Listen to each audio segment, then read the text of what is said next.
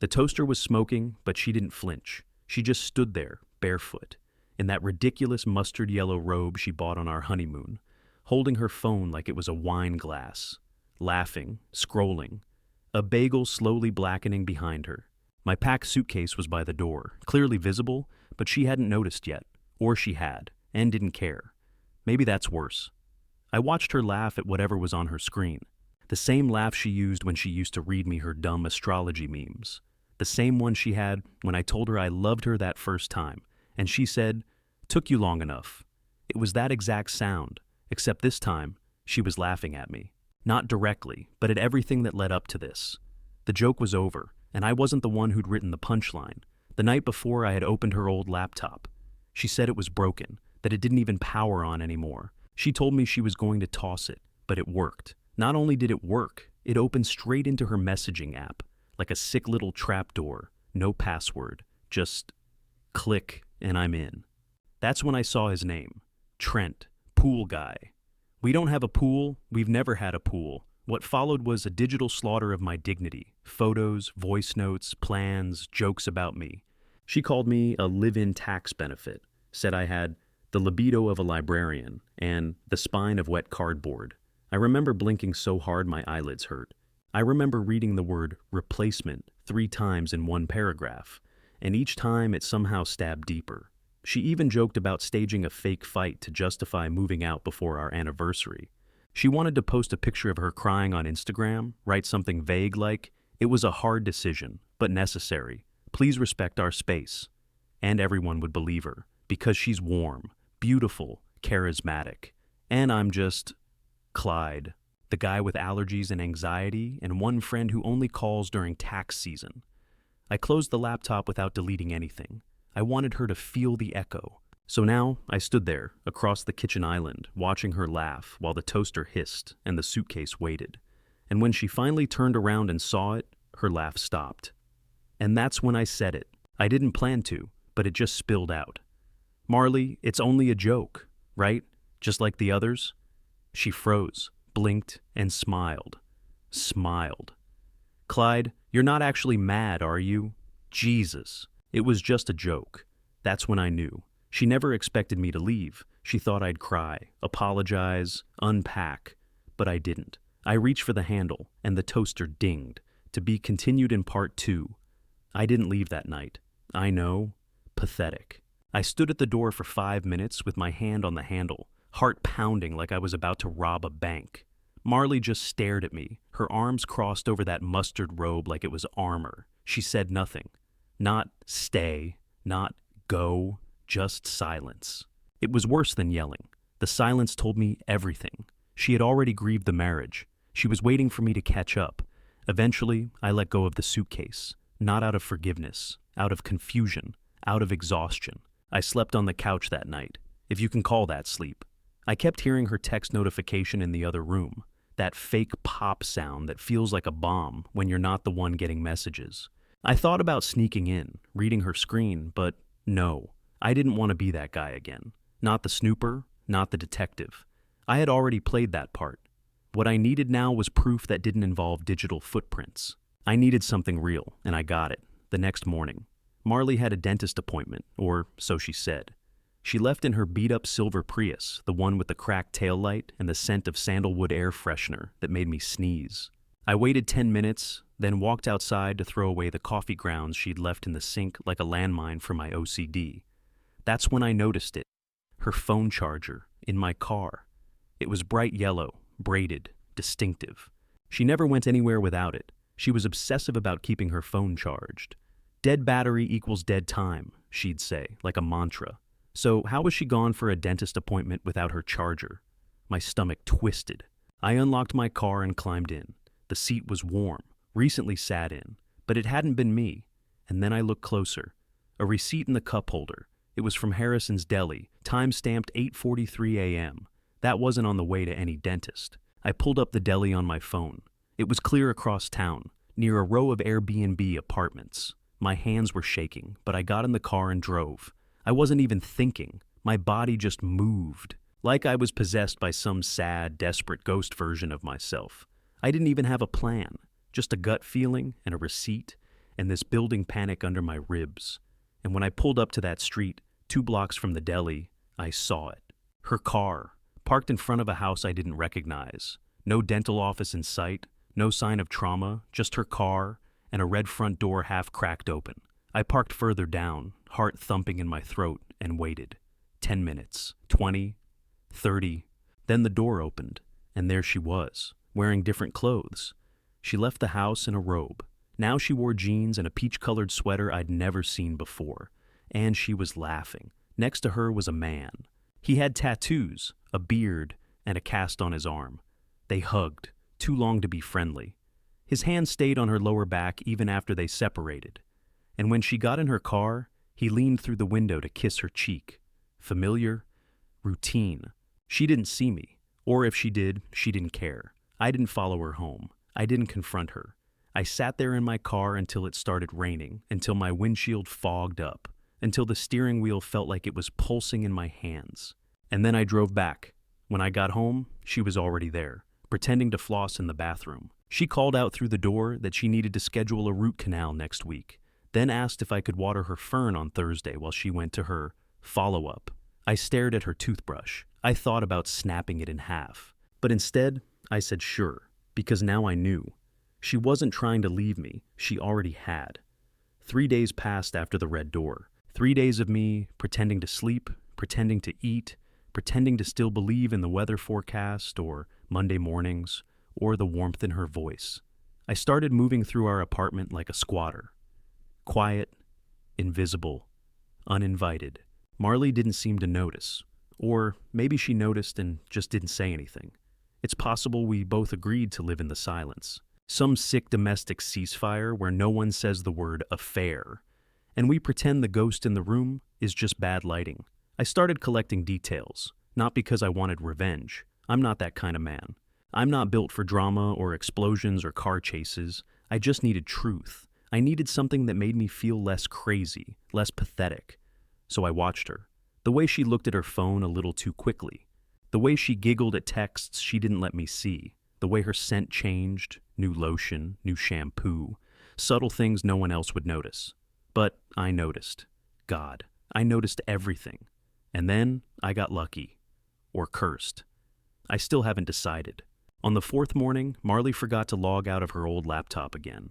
I hadn't touched it since the first betrayal, since the Trent messages, but that day, something told me to open it. She had left in a rush again, claiming she was going to an early co-working session. That was her new buzzword. Co-working. I don't even think she works. I think she drinks overpriced lattes and writes breakup poems in shared office kitchens while someone else's hands are on her thighs. The laptop screen lit up instantly. She hadn't closed the lid. One tap, and I was in her iCloud drive. Not email, not text messages, something worse. Photos, not scandalous ones, not even suggestive. Just hundreds, literally hundreds of small, intimate new memories I had never been part of. Her sitting on the hood of a black car at night, the skyline of some place we never traveled to behind her, her laughing on a boat, champagne in hand with a group of strangers, her holding a baby I didn't recognize, her sleeping, mouth slightly open, next to a man with a wedding ring. Not mine. Each photo had its own quiet violence, not for what it showed, but for what it meant. There was a whole parallel life she was documenting, preserving, cherishing. She had chosen to remember that world and erase ours. I was just background noise. I sat there for an hour just clicking through image after image until I got to a folder titled Marbles. I had no idea what that meant.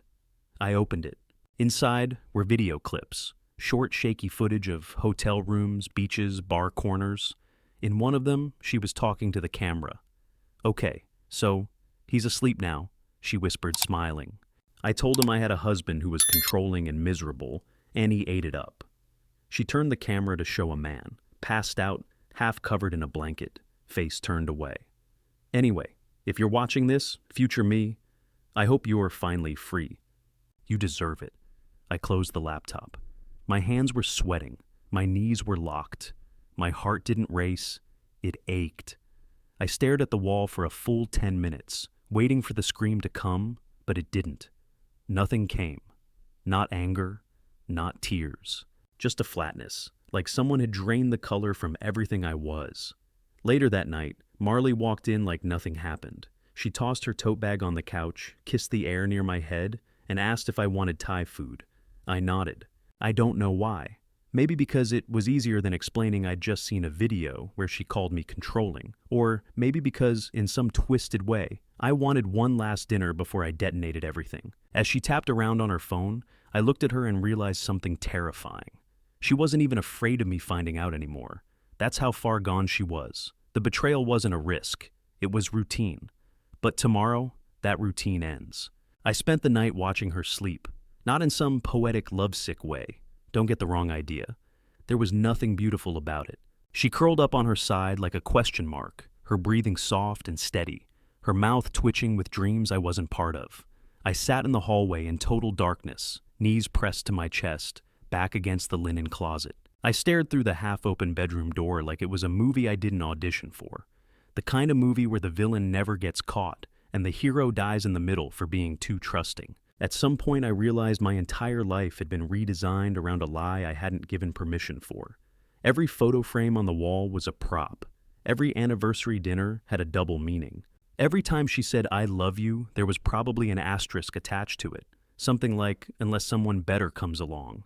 And worst of all, I hadn't left. I was still here, still feeding the cat, still paying the internet bill, still letting her kiss me on the cheek when she was in a hurry. And that's when something in me finally cracked. Not loudly, not all at once, but it cracked. And I decided the next morning I would destroy the illusion. Not with yelling, not with revenge, with evidence. Cold, undeniable evidence. But instead, I found something else. Something she had left behind. I was cleaning the kitchen at 6:30 a.m. because I couldn't sleep. Marlie was still snoring softly in bed, wrapped in the duvet like a child. I was rearranging things in the fridge because when you can't fix your life, sometimes organizing the condiments helps. And I opened the freezer to take out the ice tray. That's when I saw it, a Ziploc bag buried behind the frozen peas. Inside was a key, small, silver, tagged with a smudged piece of masking tape that said, in faded Sharpie, Unit 12B. I just stood there, freezer door wide open, my breath fogging up the shelves. A key in the freezer. No explanation, no warning, just sitting there like it had been waiting to be found. I turned it over in my hand. It wasn't a key to anything in our apartment. Our mailbox had a digital code. Our storage unit had no letters, just numbers. And we didn't have a 12B. So I did what any rational person on the edge of an emotional breakdown would do. I skipped work. I called in sick with a voice so raw my boss didn't even ask questions. I threw on a hoodie, pocketed the key, and took the Prius without asking. The whole drive I kept imagining what I might find. A locker, a storage room, a second apartment. Was I really doing this? Was this what I'd become? 40 minutes later, I pulled into a low-rise building on the east side of town. I didn't know where I was going until I saw it on the intercom list. 12B, Carter. Carter, her maiden name. Not our last name, her name. The hallway was long and smelled like boiled rice and cleaning fluid. My heart was hammering so loudly I could hear it in my teeth. I reached 12B and tried the key. It slid in perfectly. Of course it did. Because she wanted it to. Because this whole thing was probably rehearsed. The door creaked open. Empty apartment, mostly. There was a mattress on the floor, sheets, 2 toothbrushes and a cracked plastic cup by the window, a portable coffee maker, and a small black duffel bag shoved into the closet. I opened it. Inside were clothes, a fake passport, a bundle of cash, maybe $3,000, maybe more, and a burner phone, turned off but still warm. She'd been here recently. This wasn't an affair. This was an escape plan, a full-blown exit strategy.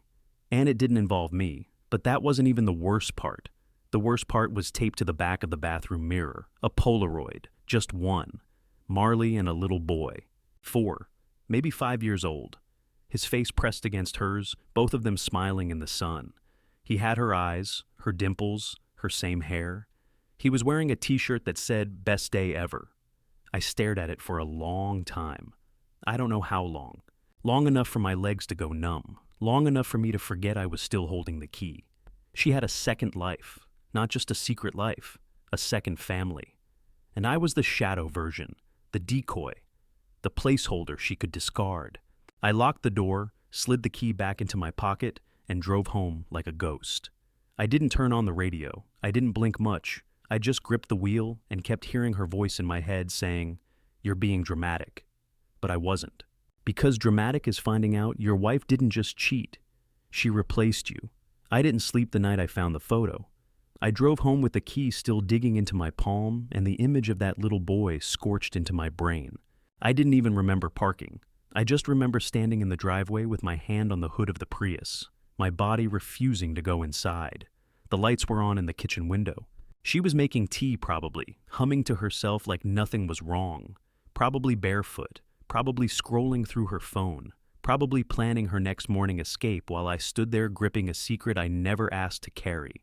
I sat in the car for hours, until the sun started to rise, until the dew started to drip down the windshield, and the neighborhood sprinklers came on one by one. And then I walked inside like I had every other morning for the past 6 years, keys in my pocket, shoulders hunched, heartbeat in my throat. Marlie was already awake, in sweatpants and that gray hoodie she always wore when she wanted to look effortless. Her hair was up, her face bare. She looked innocent. She looked tired. She looked like the version of her I married. She didn't even look up from her mug when I walked in. "Hey, where'd you go?" she asked casually, like I had run to the store or taken a jog. I stood there, holding the freezer key in one hand and the burner phone in the other, and I said, as quietly as I could, "Unit 12B. That was all I said, just those 2 words. She froze, not dramatically, no gasps, no dropped mug, just a second too long before she blinked. And then, slowly, she set the mug down and turned around. What got me wasn't what she said. It was how she sat down, not with shock, not with guilt, but with a kind of sad relief. Like she'd been waiting for the conversation to happen, and now that it was here, she was just glad the performance was over. She folded her legs on the kitchen stool like a student in detention. "I wanted to tell you," she said. I laughed. A low, cracked laugh that sounded more like coughing. "Yeah? Before or after you emptied our joint account?" Her eyes didn't waver. "It wasn't about the money." "You have a child," I said. "You have a fucking child, Marlie." She nodded. Not even defensive, just factual. "I had him before I met you," she said. "That's why I changed cities. That's why I left Oregon. I had him when I was 21. He's not in my custody anymore." I just stared. I couldn't process it. There was a pressure building in my skull, like my brain couldn't decide which betrayal to grieve first. "He lives with someone else?" I asked, voice hollow. "He lives with my sister," she replied. "He calls her mom, has for years. It was cleaner that way." "Cleaner?" I repeated. She wiped her hands on her hoodie, like even the word made her uncomfortable. "It's complicated. You wouldn't understand." And then she said something that chilled me, something I didn't see coming. "You weren't plan A, Clyde." I felt like the floor beneath me vanished. "You were stability. You were safety." And I know that sounds horrible, but it's not a crime. People do it all the time. I tried to make it real. I tried to love you the way you wanted, but the truth is, you were a way to survive, not someone I chose. I didn't cry. I think my body had stopped making tears days ago. I just looked at her, this woman I had shared everything with, and realized I was a placeholder in someone else's recovery story. She hadn't cheated for excitement. She hadn't even done it to escape. She had been surviving me. And in that moment, I didn't know who to hate more, her or myself, for making it so easy. "I'm leaving," I said finally. "Not in a month, not next week, today. And you're going to let me, because if you don't, I'll tell him everything. And I think you know which him I'm talking about." Her eyes flickered, just for a second, the first crack in her armor, and then she nodded. "Okay," she whispered. "Okay." But as I turned to leave, she said one more thing. "You really don't want to know what else is in that apartment, Clyde." She smiled, not cruelly, not smugly, just knowingly. And that smile has been haunting me ever since. I didn't go back to Unit 12B right away. For 2 days, I stayed in a motel off the highway that smelled like bleach and leftover heartbreak. The kind of place where the vending machine only takes coins, and you hear couples arguing through paper-thin walls about things that are always bigger than they're saying out loud. I kept the lights off most of the time, letting the TV screen flicker across the room like some warped heartbeat. I didn't eat much. I didn't sleep well. I kept thinking about what Marlie had said before I left. You really don't want to know what else is in that apartment, Clyde. And that smile. That damn smile. It wasn't mocking, but it wasn't innocent either. It was like she'd been playing chess 10 moves ahead and finally decided to let me see the board. I tried to convince myself it was just a scare tactic, something to keep me from digging. But the thing is, people like Marlie don't bluff. They manipulate, sure. They twist, they distract, but they don't bluff. If she said there was more, then there was more, and I knew I wasn't going to be able to breathe properly until I found out what it was. So, on the third day I went back. It was raining, of course, like every cliché heartbreak movie where the protagonist makes the wrong decision, because closure is a drug he can't stop chasing. I parked down the block and walked the rest of the way, with the key clenched in my hand like it was some kind of cursed artifact. The building looked even grayer than before. The stairs creaked louder. The hallway smelled like wet carpet and stale cigarettes. Everything in me screamed, "Don't open the door," but I did. Unit 12B hadn't changed. Same stale air, same dead silence. The mattress was gone now, which somehow made it worse. Like someone had cleared out just enough to erase the story I was trying to follow. But the closet was still there. The duffel bag was gone. The toothbrushes too. But one thing remained. A wooden panel behind the coat rack, slightly ajar, like it had been opened recently and not fully closed. I stared at it for a long time. Then I pushed it open. Behind it was a crawl space, narrow, dusty, barely lit by a crack in the drywall that led to what I assumed was the next unit. I used my phone flashlight to look inside, and what I saw made my legs go weak. There were boxes, dozens of them, all labeled in sharp, slanted handwriting, some with dates, some with initials, some just with numbers. I opened the nearest one. Inside were notebooks, stacks of them, each filled with pages and pages of writing, diaries, logs, something in between. I flipped through one and saw my name. Clyde's getting suspicious. I think he saw the duplicate Venmo. I need to slow things down. Smile more, be sweet. Another entry. He cried again today. Not sure if it was the dishes or if he sensed I'm drifting. Either way, it worked. Guilt always works. I opened another notebook. Different handwriting, rougher, angrier, dated 5 years earlier. Marlie says we can't see each other anymore. Says she has someone new. Stable, boring, perfect. Says she's gonna marry him. Another entry. If she thinks she can erase me that easy, she's wrong. I know things. I know everything. There were more. Pages filled with names I didn't recognize. More logs, more plans. Some were receipts, maps, even phone records. It was like she'd been documenting everyone. Not just me, not just this fake version of our life, but other men, other setups, other relationships. Almost like she was studying them, logging the way people trusted, the way they cracked, the way they could be used. I started to feel dizzy, not just emotionally, physically, like my body couldn't process the weight of what I was seeing. This wasn't a love affair. This wasn't cheating. This was a pattern. She had done this before, more than once. I sat down on the floor of the crawl space, notebooks all around me, and realized I didn't know who I'd married, not even a little. I had loved a stranger, a performance, a projection made just for me, until she got bored, or until I no longer served a purpose. And then, just as I was about to stand, I saw it. A folder tucked into the corner, sealed in plastic, labeled "End Game." Inside was a single photograph. Me, sitting on our couch, laughing. Eyes half closed, holding a mug of tea I didn't remember drinking. And beside me, Marlie, smiling wide, hand on my knee, her eyes looking straight into the lens. Someone else had taken that photo, and beneath it, in her handwriting, just one line, "If Clyde ever finds this, it's already too late."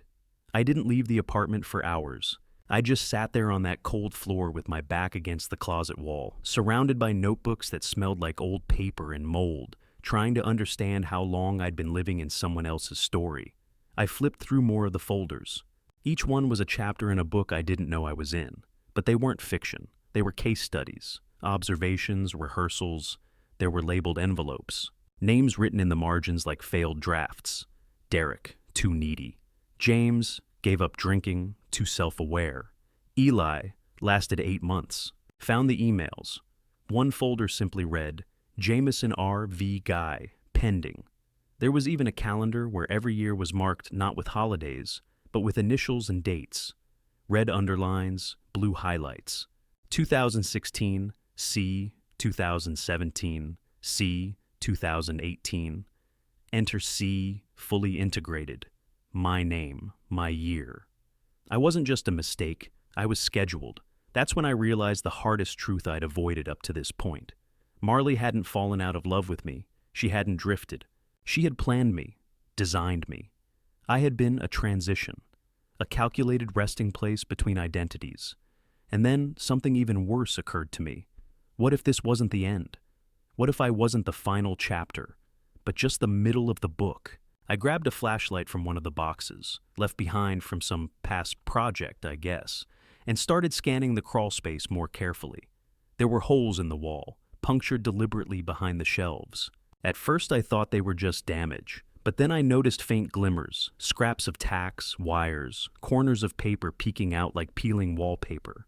I carefully pulled one loose, and that's when I saw it. Photos, taped behind the plaster. Layered, hidden, dozens of them, tiled like a madman's vision board. Men, all different ages, builds, races. Some smiling, some caught mid-blink, some asleep, all candid, all unaware. And in each one, Marlie was there, barely visible, reflected in a mirror, peeking from a doorway, holding the phone, sometimes just her shadow cast against the wall. She had documented them, all of them, her entire history, not through love or romance, but through surveillance. It was as if she couldn't let go of them completely, not out of sentiment, but out of control. They were trophies, traps.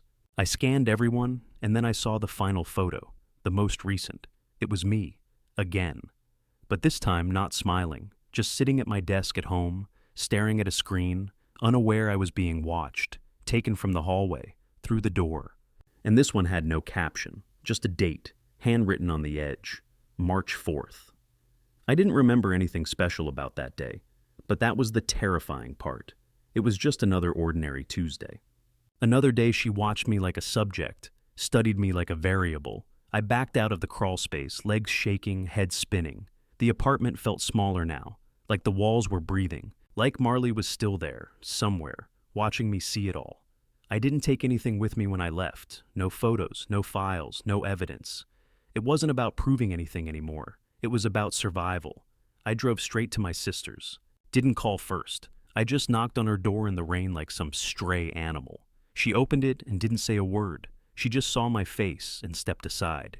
I collapsed on her couch, soaking wet, shoes still on, and said the only thing I could manage.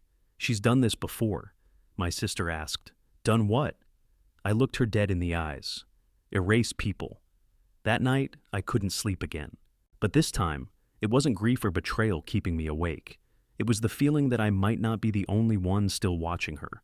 Because around 3:42 a.m., my phone buzzed. Unknown number, no message, just an image. It was the March 4th photo, sent to me. And this time, Marlie wasn't just in the mirror. She was smiling directly at the camera. I didn't reply to the photo. I sat there in my sister's dim living room, the glow of my phone still on my palm like a fresh bruise, and I stared at her face, the same face I'd once imagined growing old beside, now watching me from behind the glass, like she had never left. I could have gone to the police. I could have forwarded the files. I could have done what every crime thriller tells you to do, but I didn't. Not because I was afraid, because I finally understood something. Marlie had spent her entire life writing people into chapters they didn't agree to be in. She had rewritten, erased, overwritten so many lives, and I was just her latest unfinished draft. But she wasn't writing me anymore. Not anymore. The next day, I turned off my phone. I went to the bank, closed our shared account, and opened a new one. I canceled every credit card we'd ever had together, deleted every streaming account, unsubscribed from every email list with her name on it. I contacted a lawyer, not to sue, not to attack, but to separate my name from hers in every legal way possible. I told him, I want to disappear from her story. He said, that's harder than it sounds. I told him, try anyway. And then I drove. No destination, just roads and air and silence. I passed through places that didn't know my name, slept in old motels, Sat in small-town diners where people asked you nothing more than cream or no cream. I shaved the beard I'd been growing since Christmas. I changed my haircut, got rid of the clothes she had once picked out. I threw away the yellow mug she bought for me at the flea market in Idaho. It took time, months honestly. But somewhere between Nevada and New Mexico, I stopped checking my phone at night. And somewhere around a dusty trail near the desert edge, I started taking pictures again. Not of myself, not of anything for Instagram, just of things I liked. A rock shaped like a boot, a lizard that refused to blink, a diner menu that still offered banana milkshakes for $2.75. I met people, a man named Ron who repaired telescopes, a woman named Gita who sold succulents out of a church parking lot. No one asked about my past, and I didn't offer it, not because I was hiding, but because I was finally becoming someone new, someone real. Eventually, I ended up in a town called Riversend. It had a library with actual card catalogs and a post office that still used hand stamps. I rented a small cabin behind a bakery where the air always smelled like cinnamon and burned toast. The landlady was an old woman named Ruth who asked me 3 questions on move-in day. Do you smoke? Do you drink? Do you play loud drums? I said no, no, and no. She handed me the key and said, then you'll fit in just fine. And for the first time in a long time, I believed her. Months later, I got a letter forwarded from my sister. No return address, just a blank envelope. Inside was a single piece of paper, no photo, no message, just one typed sentence. I always finish my stories, but I didn't feel fear. I felt nothing. Because Marlie's story wasn't mine anymore. And for the first time, I opened my laptop, not to dig through evidence or beg for closure, but to write something else, my own story. It started with a man named Clyde, and it no longer ended with her.